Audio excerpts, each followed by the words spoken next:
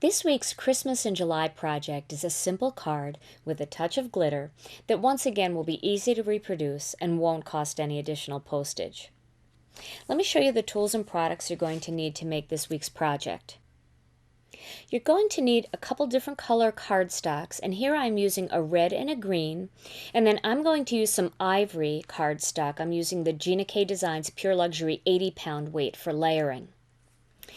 You're also going to need some sort of die or punch, and I'm using one of the classic ovals, the Spellbinders Nestabilities Classic Ovals. And I'm using some of our gold line ribbon to add a little bit of glitter and sparkle onto the project. You're also going to need a Cuttlebug folder, and what I've done here is I've taken my piece of green cardstock and I've used the Swiss dot pattern to create a pattern on that piece. You're also going to need some ink, and I'm using the Vivid Brick Red ink because the Vivid ink is really great when you're using chunky stamps. It really coats the stamp nicely, yet it's still a dye ink, so it dries very quickly. And then, of course, I'm using two of the stamps from the Blessed is the Season stamp set. I'm using the Christmas stocking and the greeting that says, "May peace, love, and joy be your gifts this Christmas." Okay. So to start out, I'm going to begin by using some brick red ink on my Christmas stocking and stamping that Christmas stocking onto some ivory cardstock.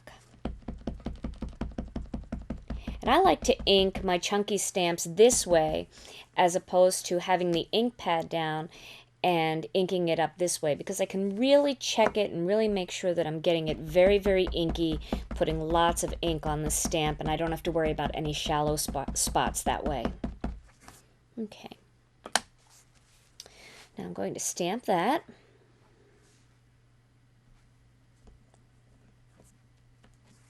And there I have my Christmas stocking. Now my next step is to stamp the greeting on the bottom of this piece of ivory cardstock. Now I want to make sure my greeting's very straight, so I'm putting a little bit of Glue Glider Pro on the back, and I'm just sticking that to my workspace. I can pull that back up, but I want to make sure that my card doesn't shift around when I'm using the Stamp-A-Majig. Alright, I'm going to prepare the Stamp-A-Majig by lining up the imaging sheet into the corner of the tool. And then I'm going to ink up my greeting, again using some of the brick ink, and placing that square block right into that right angle of the tool and stamping straight down. Now once I've done that, I can see the way that the greeting was on the block. And you can see that would have stamped kind of crooked on my cardstock. So now I can position it exactly the way I want it, and then reposition the tool.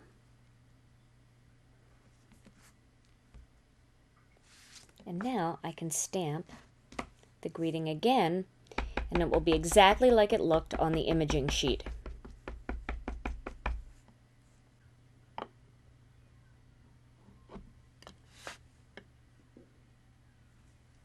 And there we have a nice straight greeting on the bottom of that card.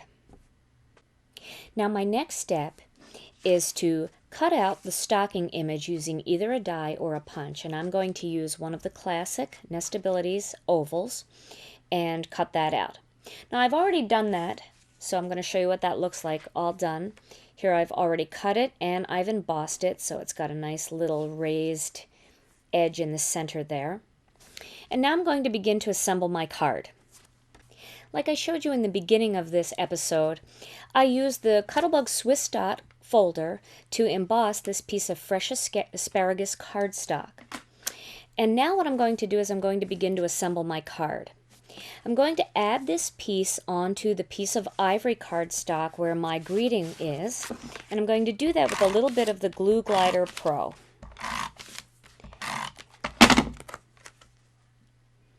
Pop that on there. Now, to add that little bit of sparkle, I'm going to add this piece of gold-lined ivory ribbon.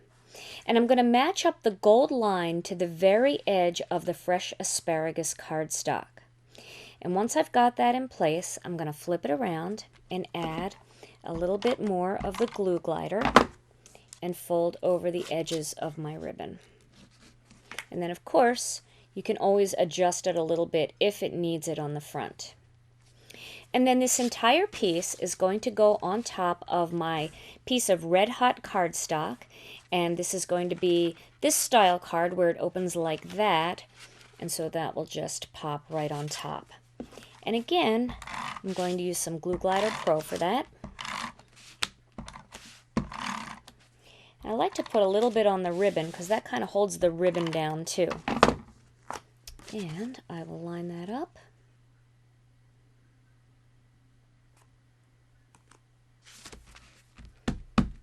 And then my final step is to add my image right on top. And again, since I don't want this card to be too bulky, I'm going to just mount it right there on the card. I'm not using any pop dots or anything for this one. And there is my completed card. Here's a quick tip to make mass producing your cards much easier. Start by stamping 12 stockings on ivory cardstock and then cutting them all with your die or punch. Next, cut 12 pieces of the ivory layer and stamp all 12 greetings. Then cut all of your green pieces and run them through your Cuttlebug. Cut all of your ribbon strips and then your red card bases, and then work in an assembly line style to complete all 12 cards in about an hour.